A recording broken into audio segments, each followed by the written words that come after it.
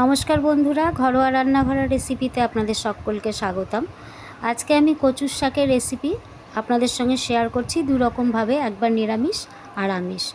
তার জন্য কচুর শাক কেটে ভালো করে ধুয়ে আমি সিদ্ধ করে নিয়েছি। কচুর শাকগুলোকে ভালো করে সিদ্ধ করে নিয়ে এবারে আমি জল ঝরিয়ে নিচ্ছি। স্ট্রেনারের মধ্যে দিয়ে খুব ভালো করে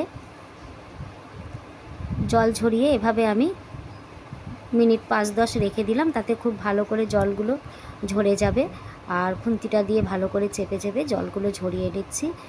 আজকে আমি কচুর শাকের মধ্যে যা যা ব্যবহার করব, নারকেল কোড়া, কাঁচা লঙ্কা, কিছু ছোলা সিদ্ধ করে নিয়েছি।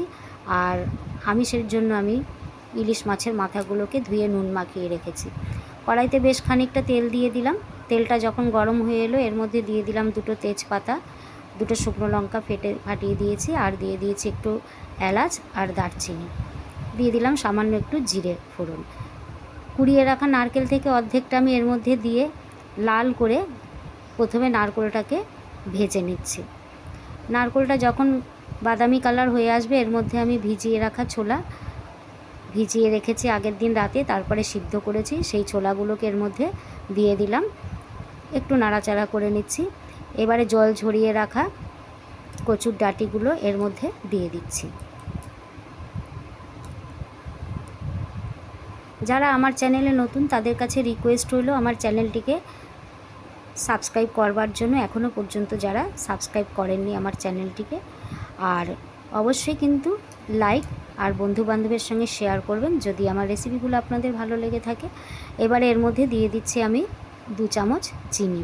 একটু কচুর শাকে কিন্তু মিষ্টি বেশি লাগে, তাই 2 চামচ চিনি দেওয়ার পরে দিয়ে দিচ্ছি আমি 1 চামচ হলুদ গুঁড়ো।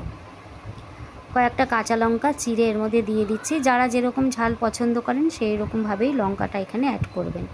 এবার আর বাকি অর্ধেক কুড়িয়ে রাখা নারকেল এর মধ্যে দিয়ে দিচ্ছি। এতে কিন্তু টেস্ট খুব ভালো হয়, ভাজারও একটা গন্ধ সুন্দর থাকে, আর কাঁচা নারকেলের যে দুধটা বেরোয় সেটা দিয়ে পুরো সবজিটা খেতে খুব ভালোই লাগে। খুব ভালো করে নাড়িয়ে চাড়িয়ে নিচ্ছি। কচুটাকে এবারে আমি একদম কিন্তু গ্যাসের ফ্লেমটা মিডিয়ামে করে দিয়ে কিছুক্ষণের জন্য ঢাকা দিয়ে রেখে দিচ্ছি।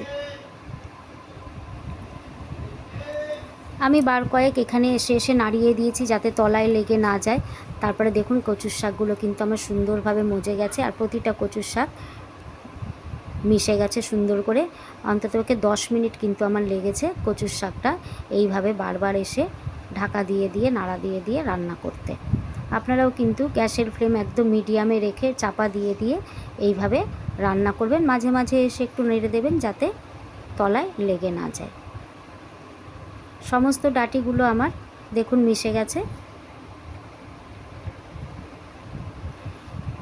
একটু সময় লাগে কচুর শাক রান্না করতে, তবে যত সময় লাগবে তত কিন্তু টেস্টি হবে বেশি। এবারে নামানোর আগে আমি দিয়ে দিচ্ছি এর মধ্যে 1 চামচ ঘি। ঘিটাকে ভালোভাবে মিশিয়ে দিচ্ছি।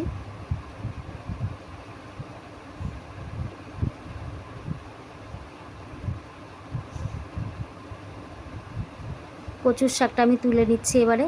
তবে যদি আপনারা শুধু আমিষই রান্না করতে চান তখন কিন্তু যখন নারকেলটা ভেজে নিয়েছি তখনই এর মধ্যে তার আগে ইলিশ মাছের মাথাগুলো ভেজে নেবেন। আমি যেহেতু নিরামিষ তুলে রাখছি তাই জন্য শেষে একটু সামান্য তেলের মধ্যে মাছের মাথাগুলোকে একটু হলুদ দিয়ে ভালো করে এখন লাল করে ভাজতে হবে। কিন্তু আপনারা যদি প্রথমেই তেলের মধ্যে দিয়ে ভেজে নেন তখন কিন্তু এত বেশি না ভাজলেও চলবে, কারণ কচুর শাকের সঙ্গেই ওইটা ভালো করে সিদ্ধ হয়ে যাবে।